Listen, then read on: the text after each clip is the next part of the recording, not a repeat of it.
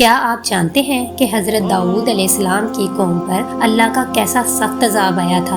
یہ ایک سبق آموز واقعہ ہے جو قرآن پاک میں بیان ہوا ہے۔ حضرت داؤد علیہ السلام کے دور میں بنی اسرائیل کو حکم دیا گیا تھا کہ ہفتے کے دن وہ صرف عبادت کریں اور دنیاوی کاموں خاص طور پر مچھلی کے شکار سے باز رہیں۔ اللہ نے ان کا امتحان لینے کے لیے ایک خاص آزمائش رکھی۔ ہفتے کے دن مچھلیاں بڑی تعداد میں دریا کے کنارے آ جاتی اور باقی دنوں میں کم ہو جاتی۔ یہ دیکھ کر کچھ لوگوں کے دلوں میں دنیا کی محبت اور لالچ پیدا ہوا۔ انہوں نے ایک چالاکی اختیار کی، ہفتے کو جال لگا دیتے اور اتوار کو جا کر مچھلیاں پکڑ لیتے، یہ سوچ کر وہ اللہ کے حکم کی خلاف ورزی نہیں کر رہے۔ حضرت داؤد علیہ السلام نے ان کو بار بار تنبیہ کی، سمجھایا، روکا، مگر وہ باز نہ آئے۔ نتیجہ یہ نکلا کہ قوم 3 گروہوں میں تقسیم ہو گئی۔ نمبر 1 وہ جو کھلم کھلا نافرمانی کرتے رہے۔ نمبر 2 وہ جو خود تو باز رہے مگر نافرمانوں کو کچھ نہ کہا۔ نمبر 3 وہ جو خود بھی بچے اور دوسروں کو بھی نصیحت کرتے رہے۔ پھر اللہ تعالیٰ کا غضب نازل ہوا۔ ایک صبح یہ نافرمان افراد بندر اور خنزیر کی شکل میں تبدیل ہو چکے تھے۔